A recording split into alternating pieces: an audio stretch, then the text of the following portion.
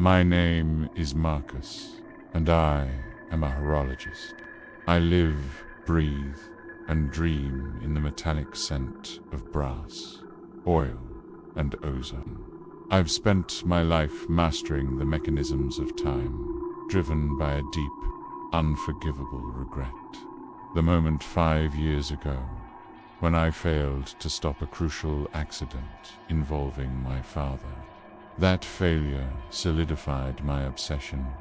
I could master time. I could master my guilt. My search for the impossible led me to the Chronos Key, an object of legend built in 1789 by a disgraced German alchemist named Elias Brandt. Brandt claimed the clock didn't just measure time. It displayed counter-time the duration of potential moments lost to mistakes. I acquired the mechanism through a shady auction after years of tracking. It was massive, made of tarnished brass and dark, unidentifiable wood, standing nearly 7 feet tall in my workshop. It was more altar than timepiece. Instead of numbers, the main dial bore ornate, complex sigils, and a second, smaller hand moved consistently in reverse. It was clearly broken, its complex brass gear train frozen solid. For 3 weeks, I meticulously worked, ignoring the growing feeling of isolation and the increasing cold in my perfectly heated workshop. The clock gave off a subtle, metallic odor, like blood mixed with ozone. Finally, the moment came. I set the final tension spring and oiled the main pinion. With a deep, resonant clack, the clock lurched into motion.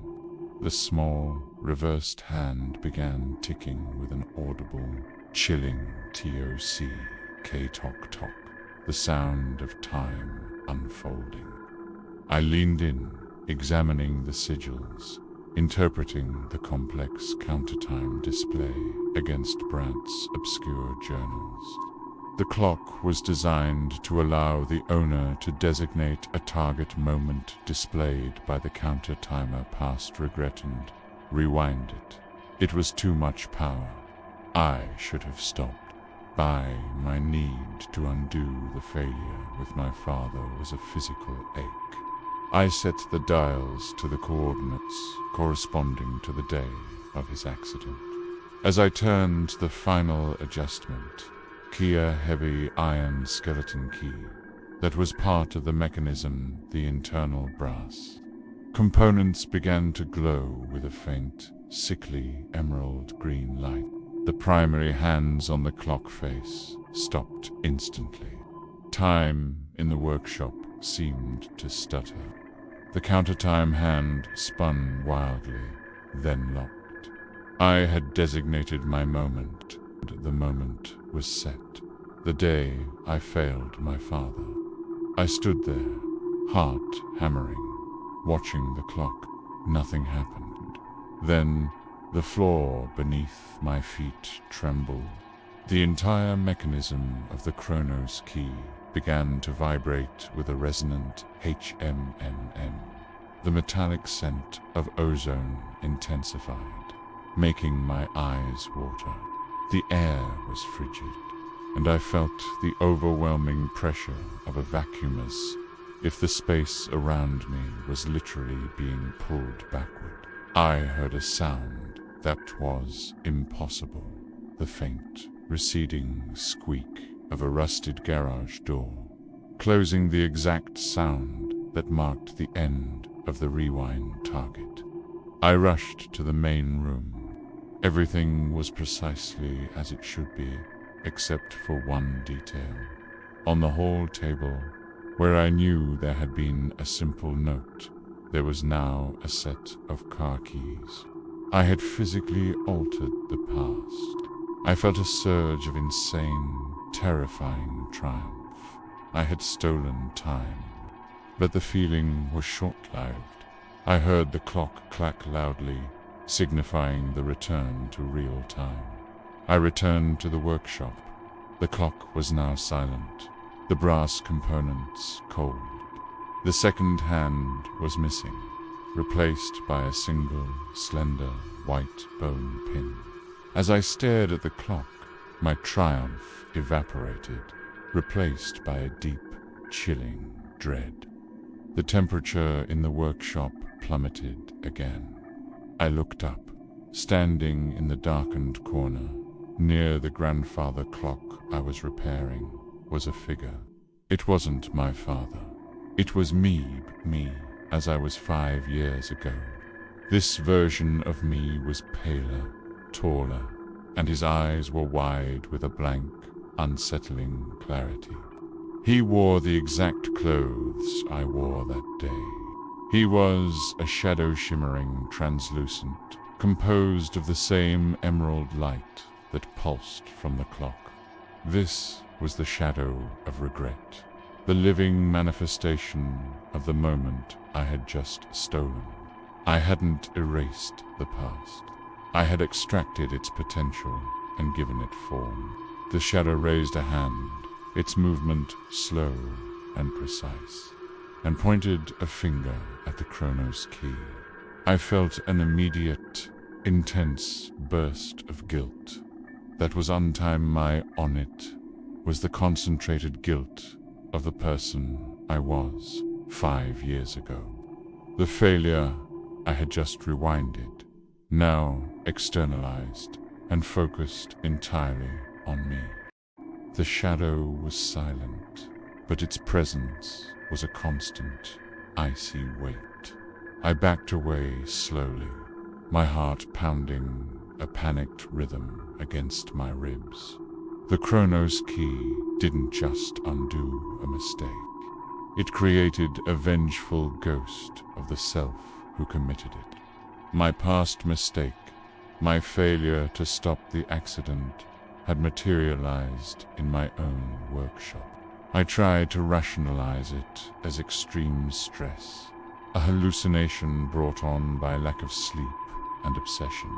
But the shadow was visible on my phone camera, a distinct, shimmering distortion in the lens, and the chill was localized entirely around it. For the next day, I became a prisoner in my own workshop. The shadow did not speak or sleep. It simply watched me, following my movements with that terrifying, blank stare. Its silence was a constant, suffocating judgment. I tried to communicate, to write notes, but the shadow only reacted by generating a burst of cold air and intensifying the metallic odor.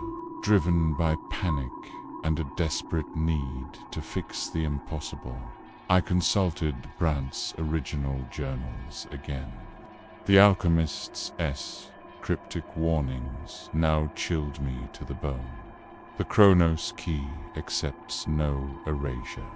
The time is merely displaced, and the self, dispossessed of its regret, will seek its anchor.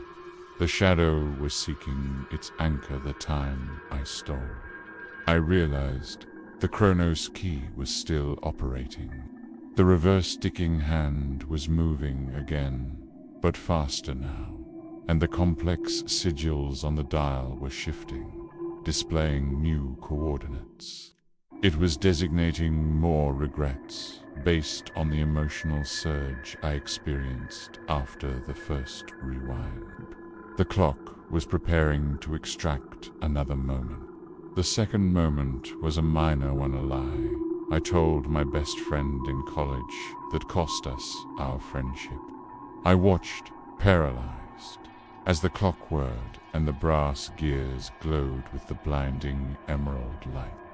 The countertime hand spun wildly, then snapped into place. A second shadow appeared instantly, materializing near the doorway. This one was younger, less defined than the first, shimmering with a weaker light, but it was carrying a discarded baseball glover symbol of the friendship I betrayed. The two shadows stood apart, silent, their collective judgment focusing on me. I was losing ground, and the Chronos Key was gathering my failures. Presence of the two shadows. The embodiment of my failure and my betrayal was driving me toward genuine paranoia. I couldn't sleep. The cold was unbearable, and the workshop was filled with the unnerving, dry hiss of the shadows moving when I wasn't looking directly at them. The Chronos Key was accelerating its process, the reversed hand ticking loudly, demanding more. I finally found the key to Brandt's madness in his journals. He theorized that every moment, once experienced, leaves an acoustic echo in the universe. The Chronos Key didn't rewind time.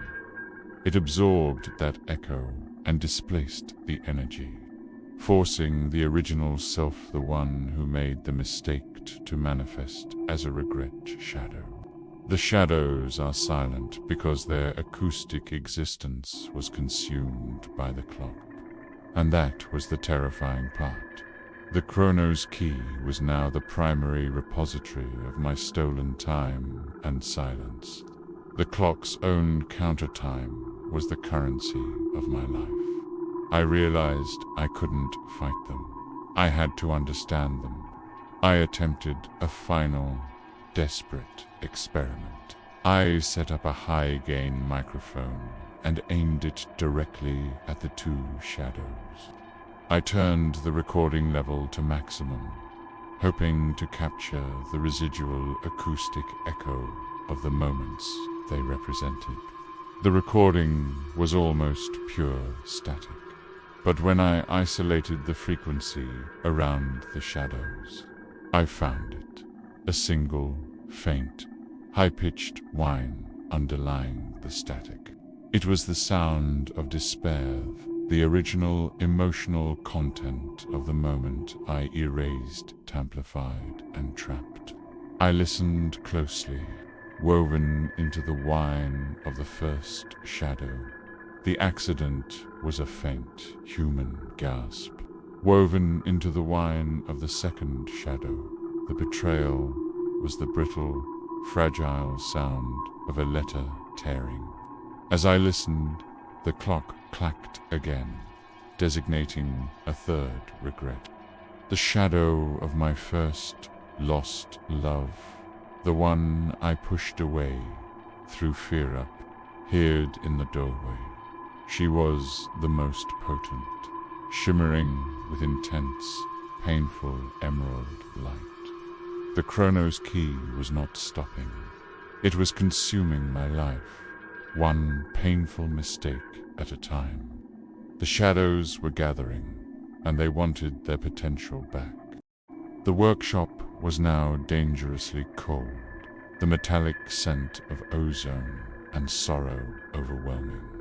The three shadows stood in a silent, accusatory circle around the Chronos Key, their shimmering forms generating a visible heat haze that did not bring warmth. The clock's reversed hand was ticking with a panicked frenzy. My paranoia was total. I was barely sleeping, constantly watching the edges of my vision for the movement of the shadows. My mind started to fail me. I began to hear sounds that weren't there, the faint echo of my father's laugh, the voice of my friend from college. The acoustic echoes absorbed by the clock were leaking back into my sanity, blurring the line between reality and the ghosts of my past. I couldn't trust what I saw or heard. I knew the clock was acting as a magnet for my worst decisions. I had to pay the debt. Brandt's journal contained one final, terrifying warning. The only way to stop the countertime is to offer the mechanism, the final, greatest debt, a regret of potential unlived, a life that could have been. I looked at the shadows.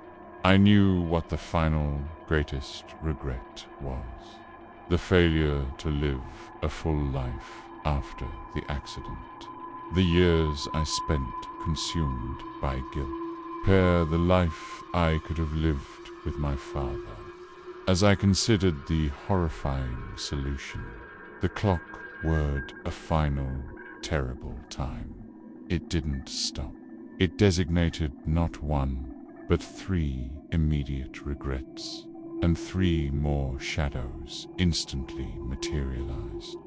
The small workshop was now crowded with my silent, vengeful failures. The regret shadows, 7 of them, now began to close the circle, their cold presence pressing me toward the Chronos Key. I saw the final small dial on the clock face turn, aligning with a sigil that read Redemptio. This wasn't the option to rewind. This was the option to pay. I realized the only way to stop the Chronos Key from consuming my entire life was to offer it the one piece of time it had already taken. The future. I had to give it the time I was living right now, the time spent obsessing over the past. The 7 regret shadows were closing in, their collective guilt freezing the air and crushing my spirit. I fought through the noise of the phantom acoustic echoes and lunged for the clock. I didn't reach for the rewind key. I reached for the Redemptio sigil. I slammed my palm down on the sigil. The Chronos Key reacted instantly, not with a whine, but with a deep, consuming roar that I felt in my bones. The brass components glowed a terrifying, blinding white-hot. The shadows reacted violently, screaming a silent chorus of despair, their forms stretching and distorting as they were pulled toward the clock. The clock was absorbing its collection. The 7 shadows were sucked into the brass mechanism with horrifying speed, leaving only cold air in their wake. The process was agonizingly loud, even though it was all internal sonic demolition inside my skull.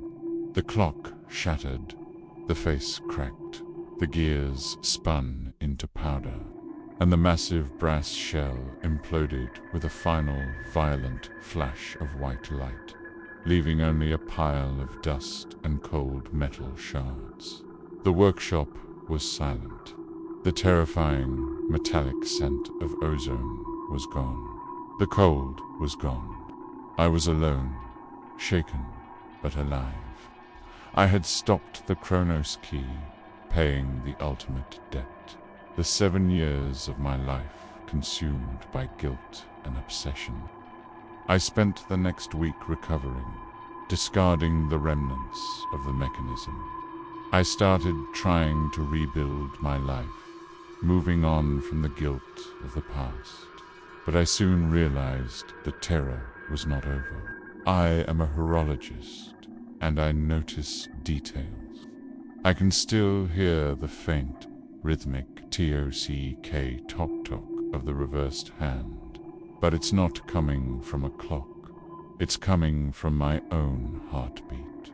And worse, I look in the mirror, and the man staring back is not the one who emerged from the workshop. My hair is grayer. My eyes are older. The 7 years I gave the clock were not just emotional years.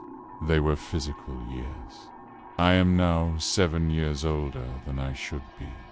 The Chronos Key collected its debt, not just in potential, but in living time. The clock is gone, but the counter-time has been transferred. I am now ticking backward, carrying the weight of the regrets I tried to rewind. And every beat of my heart is a terrifying countdown to a 0 hour. I cannot escape.